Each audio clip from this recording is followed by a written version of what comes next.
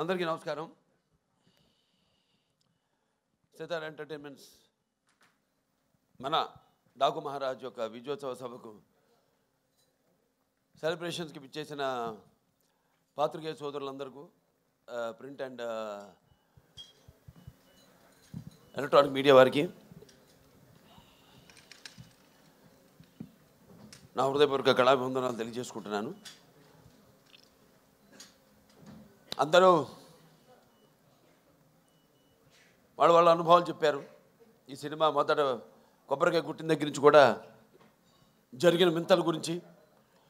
నేను ఎప్పుడు నమ్మేది ఒక దైవాన్ని నమ్ముతాను, అది కూడా మనకి తోడవ్వాలి ఇప్పుడని. ఆ దైవం కనిపించిన దైవం అది వేరే వేరే రూపాల్లో ఉండొచ్చు. ఒక్కొక్కడు ఒక్కొక్క దేవుడిని ఆరాధిస్తారు. శివుడు కావచ్చు, వెంకటేశ్వర స్వామి కావచ్చు, విష్ణువు కావచ్చు, లేకపోతే రకరకాల వాళ్ళ ఎలువెలుపులు. అలాగే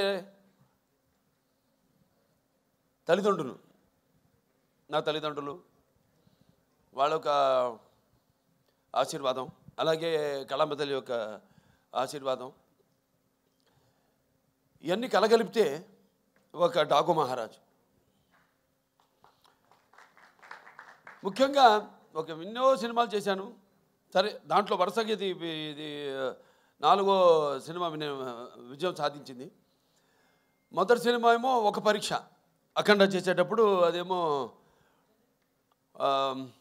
కరెక్ట్గా కోవిడ్ రావడం. ఆ కోవిడ్ టైంలో సాహసించే ధైర్యం చేసి సినిమాని విడుదల చేయడం, అఖండమైన విజయాన్ని సాధించడం అఖండ సినిమా. దాంతో అది సాధించడమే విజయం కాకుండా ఎన్నో ఇంకా ముందు తర్వాత ఎంతోమంది ధైర్యం చేసి సాహసించి వస్తారు, జనం చూస్తారు సినిమాల్ని అన్న ఒక ధైర్యంతో వాళ్ళ సినిమాలన్నీ ఆ తర్వాత తెలుగే కాకుండా అన్ని భాషల సినిమాలు కూడా వాళ్ళ సినిమాలను ధైర్యంగా విడుదల చేయడం జరిగింది. ప్రతిదీ ఒక ఛాలెంజ్. అయిపోయింది అఖండ, నెక్స్ట్ ఏమిటి అన్నప్పుడు ఒక వీరసింహారెడ్డి, అదైన తర్వాత సరే అది కూడా అయిపోయింది. అంటే ప్రతిదీ ఒక ఛాలెంజ్. అంటే పీక్స్కి వెళ్ళినప్పుడు ఎప్పుడు ఒక ఛాలెంజ్. నేను ఎప్పుడు అది ఛాలెంజ్గా తీసుకోను. ఎందుకంటే నాకు ప్రేక్షక దేవుళ్ళు వాళ్ళు ఇస్తున్న ప్రోత్సాహం అయితే ఏమి, లేకపోతే వాళ్ళకేం కావాలి. ఎందుకంటే మేము ఎప్పుడు ఎవ్రీడే కన్జ్యూమబుల్ కమోడిటీ, అంటే నిత్యావసర వస్తువులు. సో మనం ముందే గ్రహించాలి. ఇప్పుడు వాళ్ళు ముందే ఏం కావాలి, అది ఒక ఫుడ్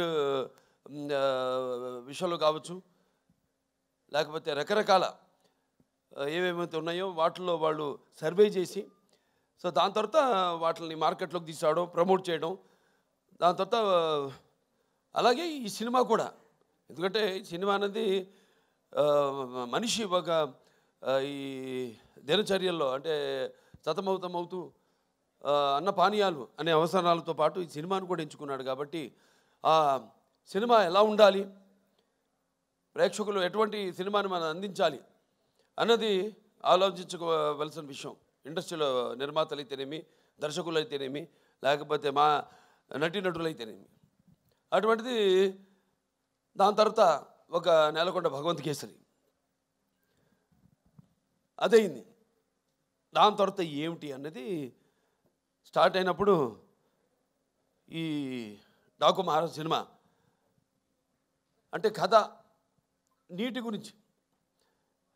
అది చాలా చిన్న సమస్య కావచ్చు ఇప్పుడు మనం అనుకోవడానికి, కానీ సినిమా ద్వారా దాన్ని ప్రజలు అది ముందు భవిష్యత్తులో ఎలా ఈ నీటి కోసమే ప్రజలు కొట్టుకు చేస్తారు అన్నది వాళ్ళ అవగాహన రేకెత్తించిన సినిమా మన డాకు మహారాజ్.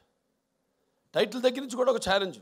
ఏం టైటిల్ పెట్టాలి ఈ సినిమాకి అంశం ఎంచుకున్నప్పుడు, ఈ ఒక నీటి సమస్యలు ఎంచుకున్నప్పుడు ఎన్నో సామాజిక మెసేజెస్, అంటే ప్రజలకి సినిమా కేవలం వినోదం కాదు, వాళ్ళ ఒక ఆలోచన రేకెత్తించాలి అన్నది నా నాన్నగారి నుంచి కూడా నాకు వరకు అది వస్తున్న ఒక పరంపర. దాన్ని ఎలా మనం ఈ సినిమాలో దాని గురించి ఇవ్వాలి. నేను ఒక రాయలసీమ అంటే తక్కువ వర్షపాతం ఉన్న ప్రాంతం, దేశంలోనే 2 అతి తక్కువ వర్షపాతం ఉన్న ప్రాంతం. ఆ జిల్లాలో హిందూపురం ఎమ్మెల్యే నేను. ఆ ప్రాంతం యొక్క నీటి సమస్య అంతా తెలుసు. నాన్నగారి ఒక మానసిక పుత్రికలు, ఈ తెలుగు గంగ అయితేనేమి, హెచ్ఎన్ఎస్ఎస్ అయితేనేమి, లేకపోతే గాలేరు నగరి అయితేనేమి, ఇవన్నీ అయిన తర్వాత ఎలా మళ్ళీ మనం పూర్తి చేసాం. తెలుగుదేశం అధికారంలో ఉన్నప్పుడు ఎలా, నేను ఎమ్మెల్యేగా ఉన్నప్పుడు అంతా రాసి పెట్టింది. నేను ఇప్పుడు ఎలాగైతే అన్నారు ఫస్ట్ టైం యమన్ బుక్ చేయడానికి ఆవిడ షిరిడీలో ఉంది, ఎవరు మన శ్రద్ధా శ్రీనాథ్, అలాగే ఈవిడేమో తిరుపతిలో ఉంది ప్రజ్ఞా జైస్వాల్. అలాగే ఈ నీటి సమస్య కరెక్ట్గా నేను ఎమ్మెల్యే అయినప్పుడే అది పూర్తి కావడం, నేను నా హిందూపురానికి నేను నీళ్లు ఇవ్వగలగడం. సో ఇదంతా అదంతా కాకతాళీయంగా యాదృచ్ఛికంగా జరిగింది. ఇప్పుడు ఆ నీటి సమస్య గురించి సినిమా తీయాలి అని ఒక ఆలోచన వచ్చింది. దాన్ని ఎలా ప్రజెంట్ చేయాలి మనం అనుకున్నప్పుడు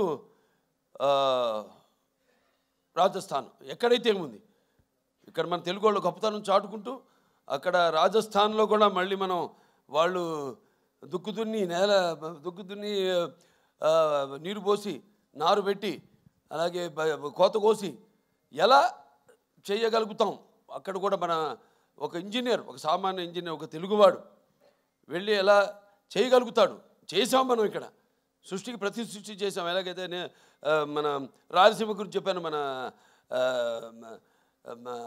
ఇది అవిభక్త ఆంధ్ర రాష్ట్రానికి 6 ముఖ్యమంత్రులు ఇచ్చింది రాయలసీమ అని.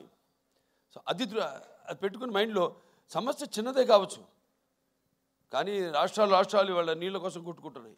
సరే, ఆ నేపథ్యంలో ఆ సినిమాని తీసుకోవడం, సెలెక్ట్ చేయడం, దాంట్లో పాత్రని ఎలా దాన్ని ఒక ఇంజనీర్ డాకుగా మారడం, అలా దాంతో మొదలయ్యాక సరే మీకు సినిమా గురించి ఈరోజు ఆ సినిమాని అఖండమైన విజయాన్ని మాకు అందించి ఇవాళ మా వెన్ను తట్టి ఇంకా మాకు ఎవరైతే మేము ఆకలితో ఉన్నామో ఒక సినిమా చేసి దాని ఒక ఫలితం కోసం రెయిన్బోర్డ్ కష్టపడి ఎలా ఉంటుంది ఆ సినిమా, దాని ఫలితం ఎలా ఉండబోతుంది అని ఎదురు చూస్తున్నామో, అటువంటి తరుణంలో ఇటువంటి అఖండమైన విజయాన్ని మాకు అందించినందుకు తెలుగు ప్రేక్షకులందరికీ నా హృదయపూర్వక కృతజ్ఞతాభివందన తెలియజేసుకుంటున్నాను. ఇంకా ముఖ్యంగా ఈ సినిమాలో ముందు మా దర్శకుల గురించి చెప్పాలి, బాబీ గారి గురించి. అంటే ముత్యాలు ఎలా ఏటమూలుగా జారితే ఎంత అందంగా ఉంటాయి కనపడడానికి, అలా ఎంతో అందంగా ప్రతి నటుడి దగ్గర నుంచి కూడా హావభావాలను రాబట్టుకోగలిగాడు మా దర్శకుడు బాబీ. అలాగే బాబీ ఎలాంటి ఒక ప్రియుడిని ప్రేమించినట్టు నన్ను ప్రేమించేసి ఏది వదలకుండా ఎంతో సున్నితంగా ఎంతో నాలో అయిన నట విశ్వరూపాన్ని ఆవిష్కరింపజేసిన బాబీకి నా హృదయపూర్వక కృతజ్ఞతలు తెలియజేసుకుంటున్నాను. ఒక నమ్మకం, ఏదైనా ఒక నమ్మకం ఉంటాను. అంటే ఆయన చూడడానికి ఎంత స్టైలిష్గా ఉంటాడు ఆయన, అలాగే ఫస్ట్ హాఫ్లో కూడా నన్ను అంత స్టైలిష్గా చూపించాడు ఆయన బ్రహ్మాండంగా. ఇక ప్రతి చాలా ఎన్నో విషయాలు డిస్కస్ చేసి సినిమాలో మేము అనుకున్నవి తీసినవి కూడా కొన్ని ఉన్నాయి ఇంకా. కానీ సినిమా నిడువుని బట్టి ఎంత ఉండాలి సినిమా, అంతే. ఒక చిన్న పాయింట్ నాకు ఇప్పుడు అంటుంటారు, సినిమాని ప్రేమించకూడదు మనం, సినిమా తీయాలి అంతే. ప్రేమించామంటే ఇక మన కంట్రోల్లో ఉండదు సినిమా అన్నది, వెళ్ళిపోతుంది. 3 గంటలు కూడా దాటుతుంది సినిమా. అలా కాదు, చెప్పేదైతే చిన్న పాయింట్ మంచి సన్నివేశాలతో క్లుప్తంగా ఇవ్వగలిగితే అది డెఫినెట్గా సక్సెస్ అవుతుంది ఆ సినిమా అన్నది. అలాగే బ్రహ్మాండంగా వాళ్ళ టీము అందరు కూడా బ్రహ్మాండంగా వర్క్ చేసి ఇవాళ డైరెక్షన్ డిపార్ట్మెంటు క్రాంతి అయితేనేమి, లేకపోతే సోమరాజు గారు అయితేనేమి, రాధాకృష్ణ గారు అందరూ, అలాగే ఆయన రైటర్స్ మిగతా మన మోహన్ కృష్ణ గారు, చక్రి గారు, వినీత్ గారు అయితేనేమి అందరూ ఎంతో బ్రహ్మాండంగా దాన్ని అందరూ కష్టపడి ఈ కథను చేయడం జరిగింది, ట్రీట్ చేయడం జరిగింది. ఇక మా తమన్ గారి గురించి వేరే ప్రత్యేకంగా చెప్పక్కర్లేదు. అందరితో ఇంటి పేరు మార్చేశారు. ఇప్పుడు నందమూరి ఎస్ఎస్ తమన్ కాదు, నందమూరి తమన్ అని. కానీ నేనంటాను ఈరోజు నుంచి నందమూరి కూడా కాదు, ఎన్బికే తమన్ అని. అది బెటర్గా ఎన్బికే తమన్ అని నామకరణం చేస్తున్నాను. అలాగే ప్రతి ఒక్కళ్ళ గురించి చెప్పుకోవాలి సినిమాలో. మా రైటర్స్ అనంత శ్రీరామ్ గారు అయితేనేమి, అటు కాసర్ల శ్యామ్ గారు అయితేనేమి, సాహిత్యం అద్భుతమైన. ఇందాక నా శ్రీరామ్ గారు పాడుతుంటే నా కళ్ళల్లో నీళ్లు, అంటే చుక్క చుక్క పాట అద్భుతం. అంతా చిన్ని చిన్ని అద్భుతం పాటలు. అలాగే మా కాసర్ల శ్యామ్ గారు అటు దబిడి దిబిడి మంచి మాస్ సాంగ్, ఐటమ్ సాంగ్ అన్నది. ఎందుకంటే ఏదో ఒక అమ్మాయి వచ్చి డాన్స్ చేసి వెళ్ళిపోవడం కాదు కదా, అమ్మాయి కూడా ఒక పాత్ర ఉంది ఆ సినిమాలో, ఓరేశ్వర అవుటేలాగా. సో అద్భుతంగా ఆ పాట, దాని తర్వాత సర్కార్ పాట ఎంతో అద్భుతంగా అన్నీ కుదిరినాయి ఈ సినిమాకి. ఇక మా హీరోయిన్లు నా ప్రజ్ఞ జైస్వాల్, అఖండ నుంచి మా యొక్క ఈ యొక్క జర్నీ, అందులో కూడా ఎంతో అద్భుతమైన పర్ఫార్మెన్సు, గ్లామరు పర్ఫార్మెన్సు కలగలిపి ఎంతో అద్భుతంగా ఆవిడ రెండింటిని సమపాళ్లలో అందే కనిపించడం జరిగింది. సో మళ్ళీ తిరిగి మా కాంబినేషన్లో మళ్ళీ ఇది రెండో సినిమా ఈ యొక్క డాకు మహారాజ్. ఈ చిత్రం కూడా విజయం కావడం తప్పకుండా ఎంతో అందం ప్లస్ టాలెంట్ రెండు కలగలిపిన మరొక ఆర్టిస్టు మన శ్రద్ధా శ్రీనాథ్. ఎంతో ముందు మాట్లాడేటప్పుడు కూడా బాబీ గారు చెప్పారు, ఎంతో సెలెక్టివ్. తను కూడా చెప్పింది. నేను అంటాను, ఆర్టిస్ట్ అన్నది ఎప్పుడు, ఆర్టిస్ట్ అన్న వాడు ఎప్పుడు కనిపిస్తూ ఉండాలి, ఎప్పుడు should be always in the focus. ఎప్పుడు ఎక్కువ అంటే ఆవిడ రియలైజ్ అయినట్టుంది. Now she saying that. ఇప్పుడు అంటుంది ఆవిడ, కాదు నేను ఇక్కడి నుంచి ఎక్కువ సినిమాలు నటిస్తాను నేను అంటే. మంచి సినిమాలే, ఎందుకంటే ఆవిడకున్న ఇమేజ్కి, ఆవిడకున్న టాలెంట్కి తగ్గట్టుగా ఆవిడకి పాత్రలు వస్తాయి. మరి నేను అన్నది ఏదో ఇందాక ప్రేమించకూడదు సినిమానని, కథ వరకు పాత్ర వరకు మాత్రం ఎప్పుడూ కనిపిస్తూ ఉండాలి. ఉంటేనే ఆర్టిస్టుని మర్చిపోరు, ఎప్పుడు ఆర్టిస్టు గుర్తుండిపోతాను. సో అద్భుతమైన మరువైన పాత్రని ఎంతో అద్భుతంగా నటించిన శ్రద్ధా శ్రీనాథ్కి నా అభినందనలు తెలియజేసుకుంటున్నాను. ఇంకా మా చాలామంది ఫైట్ మాస్టర్ వెంకట్ మాస్టర్ గారు, అలాగే మా కెమెరామెన్ విజయ్ కార్తిక్ గారు, ఇక మా డాన్స్ మాస్టర్ శేఖర్ మాస్టర్ గారు అయితేనేమి, శివ మాస్టర్ గారు అయితేనేమి, అందరూ ఎంతో అద్భుతంగా వాళ్ళకి అప్పచెప్పిన వాళ్ళ పనులను ఎంతో 100కి 100 పాళ్ళు న్యాయం చేసి ఈ సినిమాలో ఏదైతే మా నిర్మాత వంశీ గారు కలగన్నారు, ఆయన అభిమాని ఫ్యాను. అటువంటిది ఒక కొత్త బాలకృష్ణ నేను ఆవిష్కరించాలి ఈ సినిమాలో అని ఏదైతే ఆయన కలగన్నాడో, అలా ఆయన ప్రతి దాంట్లో కూడా ఆయన కేవలం నిర్మాతగా కాకుండా ఒక టెక్నీషియన్గా అన్ని క్రాఫ్ట్స్ మీద మంచి గ్రిప్ ఉన్న నిర్మాత మన వంశీ గారు. అటువంటి నిర్మాత కూడా మనకు ఉండడం ఒక ఆయన నా అభిమానిగా నాకు చాలా గర్వంగా ఉంది. సో ఆయన్ని ఈ యొక్క సందర్భంగా ఆయన్ని అభినందిస్తూ ఇంకా ఎన్నెన్నో మంచి అద్భుతమైన సినిమాలు తీశారు ఆయన బ్యానర్లో. ఇంకా ముందు ఇంకా మంచి సినిమాలు కూడా తీయాలని ఆయన అభినందిస్తూ, లాస్ట్ బట్ నాట్ మన వేద రాజా ఎంతో అద్భుతంగా పాత్రని డైరెక్టర్ గారు చెప్పారు. ఆవిడ గురించి ఎప్పుడు అవుతానుండేది సెట్లో, అసలు కూర్చొని ఎరగను, లేకపోతే అలసిపోయి అట్లా కురుకు తీయడం కానీ ఎరగను నేను.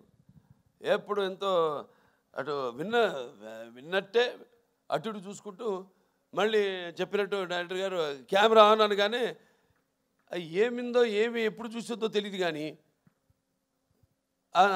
అచ్చం అనుగా చెప్పినట్టే అంత బ్రహ్మాండంగా అభినయించింది. ఆ పాత్ర మరి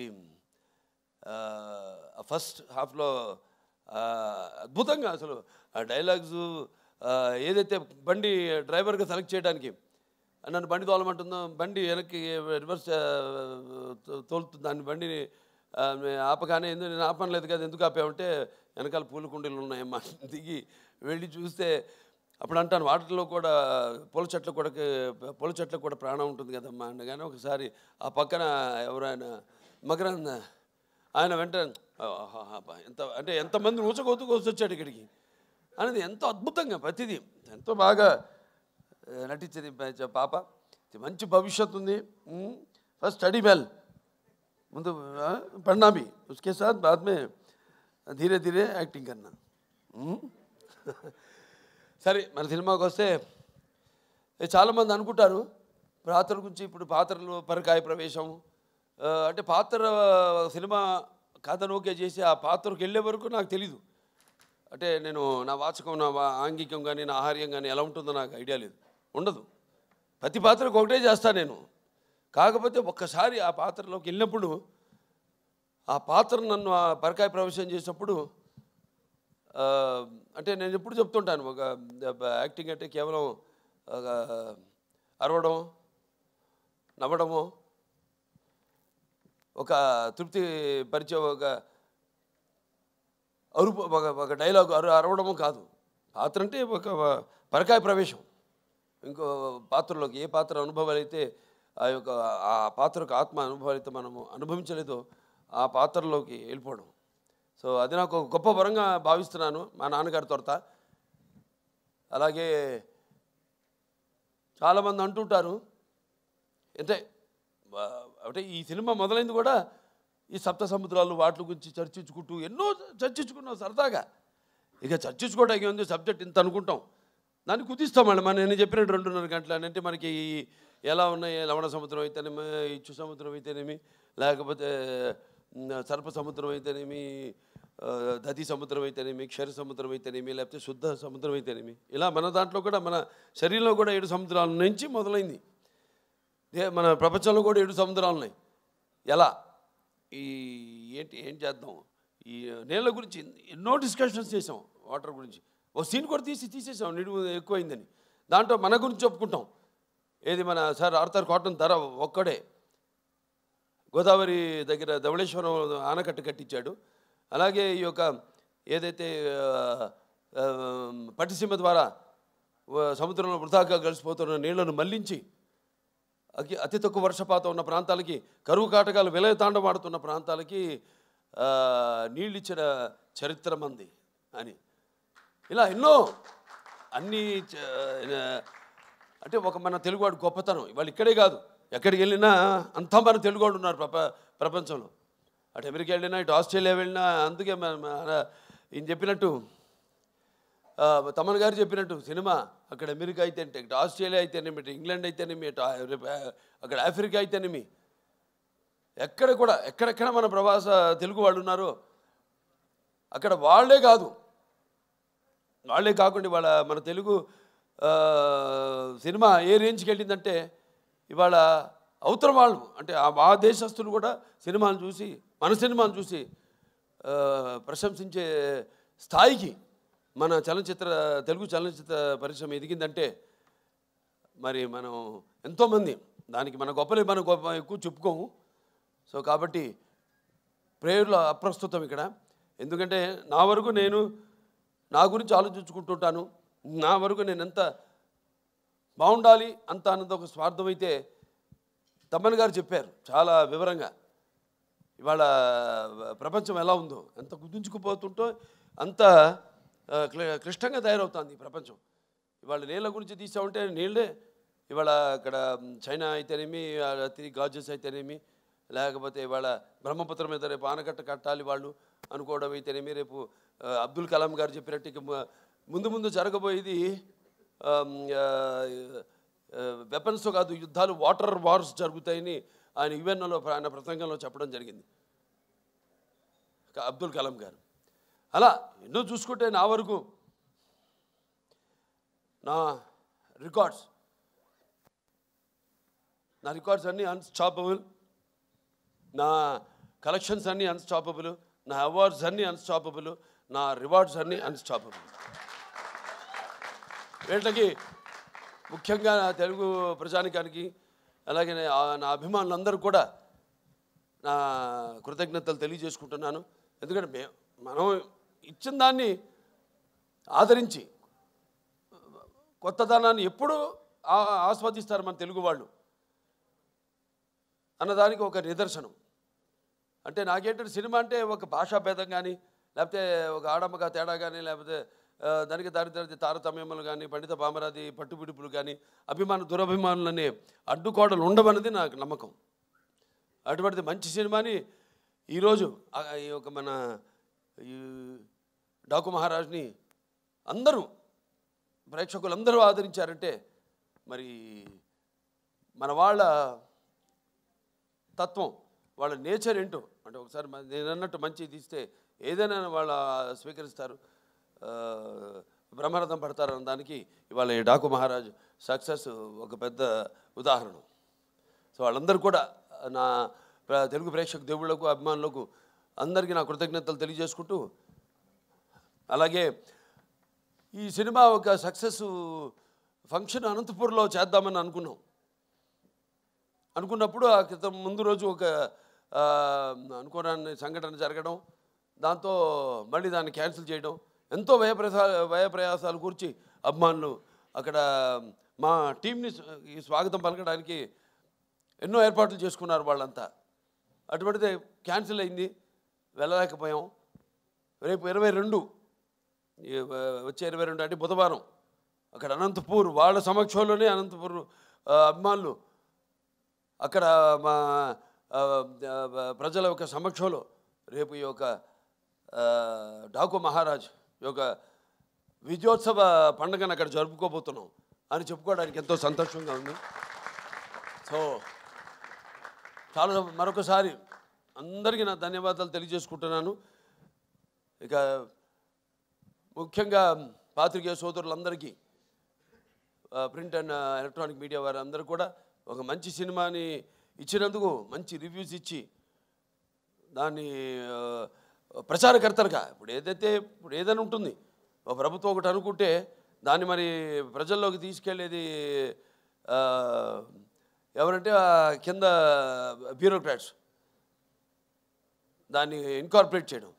అటువంటిది మంచి సినిమానికి మంచి రివ్యూస్ ఇచ్చి ప్రజల్లోకి తీసుకెళ్ళిన నా పాత్రికేయ సోదరులందరూ కూడా నా కృతజ్ఞతలు తెలియజేసుకుంటూ మరొకసారి అందరికీ టీం అంటే కార్ డ్రైవర్ నుంచి కూడా ప్రొడక్షన్ బాయ్ వరకు మాకు వంటలు వండిపెట్టిన వంటవాడి దగ్గర నుంచి కూడా ప్రతి ఒక్కరికి పేరు పేరున నా కృతజ్ఞతలు తెలియజేసుకుంటూ నేను సెలవు తీసుకుంటున్నాను. థ్యాంక్ యూ బాలకృష్ణ గారు. అండ్ ఇప్పుడు బాలయ్య యువసేన